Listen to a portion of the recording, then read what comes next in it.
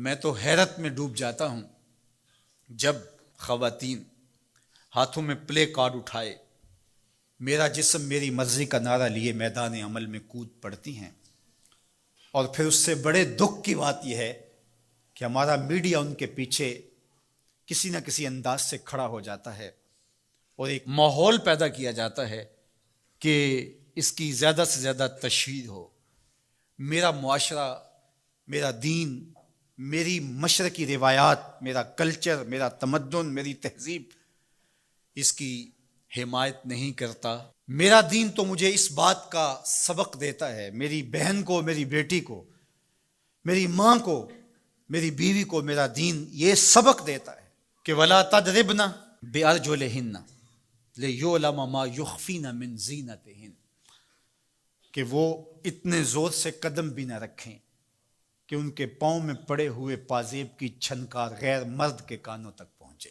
جو اسلام اپنی شہزادیوں کے پاؤں میں پڑے ہوئے پازیب کی جھنکار بھی غیر مرد تک جانے سے روکتا ہے، تو کیسے گوارا کیا جا سکے کہ ٹھمکے لگا کے عورتیں ہاتھوں میں پلے کارڈ اٹھائے بلند آواز سے نعرے لگا رہی ہوں اور جو ہے وہ دھمک دھمک کر کے جو ہے وہ اپنے حقوق مانگ رہی ہو۔ تم حقوق کس سے مانگتے ہو؟ محمد عربی نے تمہیں 14 صدیاں قبل حقوق دیے،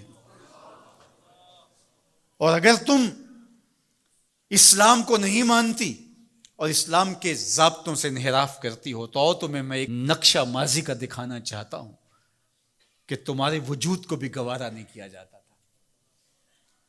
اٹھا کر کے سسکتی بچی کو زندہ درگور کر دیا جاتا تھا۔ بھائی اس لیے کاٹ دیتا تھا کہ کل کوئی میرا بہنوئی نہ کہلائے۔ عکاس کے میلے میں بیٹوں کے ہاتھوں مائیں فروخت نہیں ہوئی۔ تذلیل کا اور کیا روپ تھا جو عورت نے نہیں دیکھا تھا۔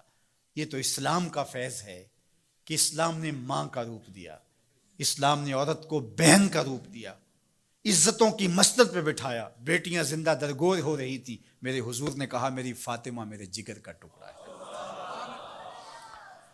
اس کو بتایا کہ تو تکریم کی جگہ پہ ہے، تو عزت کے مقام پہ ہے، اور حضور علیہ السلام سے سیدہ ملنے آتی، حضور اٹھ کے استقبال کرتے۔ عورت کہتی ہے مجھے حق نہیں دیا گیا جتنے حق تجھے دیے گئے۔ مرد کو وراثت میں ایک حق دیا گیا، عورت کو 2 حق دیے گئے۔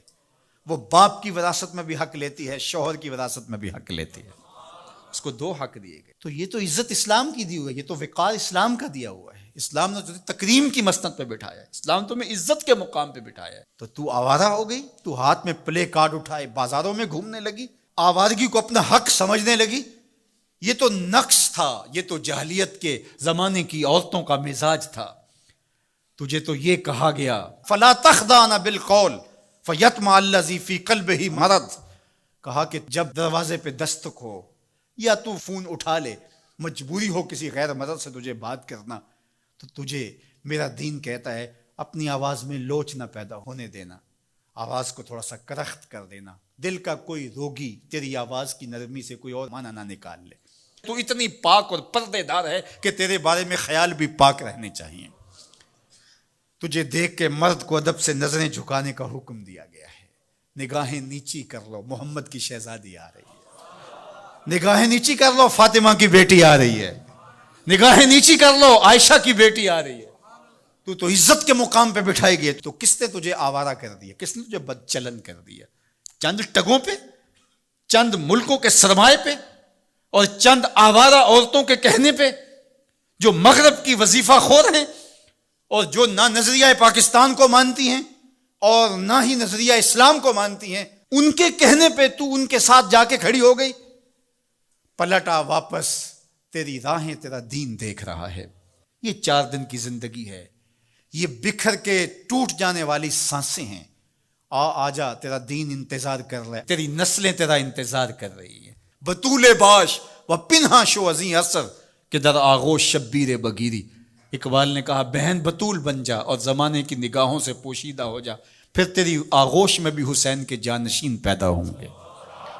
تو مغرب کی ٹینو نہیں ہے، تو محمد کی بیٹی ہے، اور تیرا پردہ تیرے لیے بوجھ نہیں ہے، تیرے پردے کی ایک سلوٹ تیری آبرو کا پیرا ہے۔ تیرا برقع تیری عظمتوں کا نشان ہے۔ جب تو برقعے میں سمٹ کر، جب تو شرعی پردے کے ساتھ ڈھیلا لباس پہن کے گھر سے کسی کام سے مجبوراً نکلتی ہے تو فرشتے بھی ادب سے سر جھکا لیتے ہیں۔